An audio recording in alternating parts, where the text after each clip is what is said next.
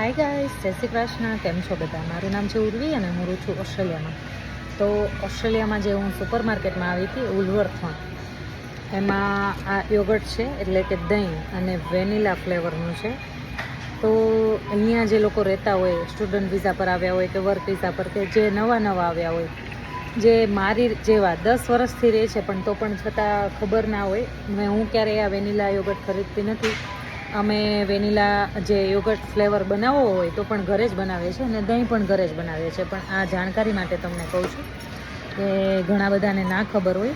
તો આ જે દહીં છે અને વેનીલા ફ્લેવરનું દહીં છે, તો એમાં જેલાટીન યુઝ કરે છે. જેલાટીન એટલે કે આપણે જે ગમે તે જેલાટીન હોઈ શકે, જે બીફ જેલાટીન પણ હોઈ શકે. અને આમાં હું તમને ઇન્ગ્રીડિયન્ટ બતાવું. અને આમાં ઘણા બધા મિત્રોની કમેન્ટ પણ હતી કે જે ત્યાં ભેળસેળ કરે છે કે નહીં. તો મોસ્ટલી તો ના કરે, પણ જેમાં જે ભેળસેળ કરી હોય એમને ચોખ્ખું લખેલું જ હોય કે આ વસ્તુમાં આ છે. એટલે ઘણા બધાને એલર્જી પણ હોઈ શકે, અને એલર્જી હોય એટલે એ લોકો સેફ્ટી માટે બધું જ લખી નાખે છે. એમના જે ઇન્ગ્રીડિયન્ટ્સ હોય એમાં લખી નાખે છે કે આમાં આ વસ્તુ યુઝ કરેલી છે, એટલે એ લોકો વાંકમાં ના આવે. અને હું તમને બતાવું આમાં. તો આમાં આ ઇન્ગ્રીડિયન્ટ્સ છે, જે મિલ્ક છે, મિલ્ક સોલિડ છે, વોટર છે, શુગર છે, જેલાટીન છે, થિકનર છે. તો આમાં તમે ચોખ્ખું જોઈ શકો છો કે એમણે જેલાટીન યુઝ કરેલું છે. જે લોકો વેજીટેરિયન હોય, ઘણા બધાને એવું થતું હોય કે વેજીટેરિયન હોય એમાં તો દહીં ખાવામાં શું પ્રોબ્લેમ, પણ દહીંમાં જેલેટીન આવે છે. એટલે એવું નહીં કે આ બ્રાન્ડનું, તમે જે પણ બ્રાન્ડનું હોય એકવાર વાંચીને જોઈને લેજો, કારણ કે ઘણી બધી વસ્તુ એવી છે કે એમાં જેલેટીન આવે છે. હું તમને બીજી વસ્તુ પણ બતાવું. આ છે થિકન ક્રીમ, વુલવર્થ બ્રાન્ડનું થિકન ક્રીમ છે. એટલે આમાં બધી અલગ અલગ બ્રાન્ડ આવે, એટલે કદાચ કોઈને ખબર ના હોય તો જો આ વુલવર્થ બ્રાન્ડ છે, અને આમાં બીફ જેલેટીન નાખેલું છે. આમાં તમે જોઈ શકો છો જે ઇન્ગ્રીડિયન્ટ્સ લખેલા છે એમાં જે પેસ્ચ્યુરાઇઝ ક્રીમ છે, એટલે મિલ્ક અને બીફ જેલેટીન, બસ એટલું જ છે. એટલે અહીંયા આપણે વાત કરીએ તો આપણે ત્યાં કેવી રીતે કે મલાઈને એવું મળી રહી, કંઈક વસ્તુ બનાવવી હોય ત્યારે. અહીંયા મલાઈ ના મળે, એટલે થિકન ક્રીમ એટલે મલાઈ જેવું છે.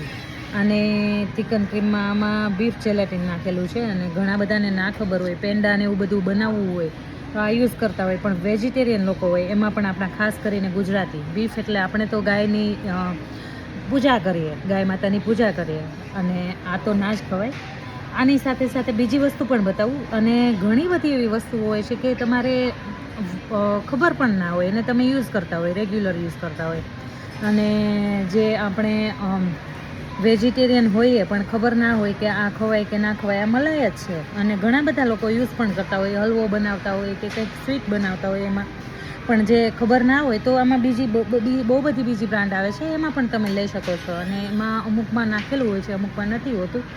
અને ના હોય તો તમે મિલ્ક પાવડરથી પણ બનાવી શકો છો. પણ બીજી તમને એક વસ્તુ બતાવું. ત્યારે હું આ આઈસ્ક્રીમના સેક્શનમાં આવી ગઈ હતી, જે આ બધા આઈસ્ક્રીમ તમને દેખાય છે, વેનીલા ફ્લેવર છે, કૂકીઝ એન્ડ ક્રીમ છે. તો એમાં અત્યારે જે લાઇટના લીધે થોડું ટેમ્પરેચર ડાઉન છે, એટલે હું ઓપન નથી કરતી. પણ નેક્સ્ટ ટાઈમ વિડીયોમાં પણ તમને એ પણ બતાવીશ કે ઘણી બધી જે બ્રાન્ડ છે, બધી બ્રાન્ડમાં નહીં પણ ઘણી બધી બ્રાન્ડમાં એમાં પણ જેલાટીન યુઝ કરે છે, જે આઈસ્ક્રીમ છે એમાં. એટલે ઘણા બધાને એવું થતું હોય કે આઈસ્ક્રીમમાં તો શું હોય, જે આપણે પાવડર નાખેલો હોય ને દૂધ હોય એમાંથી બનાવેલું હોય. પણ જે ઓસ્ટ્રેલિયામાં રહેતા હોય કે બીજી કોઈ પણ કન્ટ્રી, આઉટ ઓફ કન્ટ્રીમાં રહેતા હોય, એકવાર ઇન્ગ્રીડિયન્ટ વાંચીને જરૂરથી લેજો. કારણ કે આપણે એક પ્રાઉડ ફીલ કરીએ કે આપણે વેજીટેરિયન છીએ, પણ આપણને જે ઇનડાયરેક્ટલી આપણને ખબર ના હોય અને આવી રીતે યુઝ કરી લેતા હોય, તો જે કહીએ ને કે આપણને પાપ લાગે એમ, જે આવું ખાઈએ તો પાપ લાગે એમ, કદાચ લાગી પણ શકે એમ, ખબર ના હોય એટલે. અને મને થયું કે ઇન્ફોર્મેશન પણ આપી દઉં, કારણ કે ઘણા બધાને નથી ખબર હોતી. અને સારું, ચલો મળીએ પાછા નવા વિડીયોમાં નવી ઇન્ફોર્મેશન સાથે. બાય, જય શ્રી કૃષ્ણ.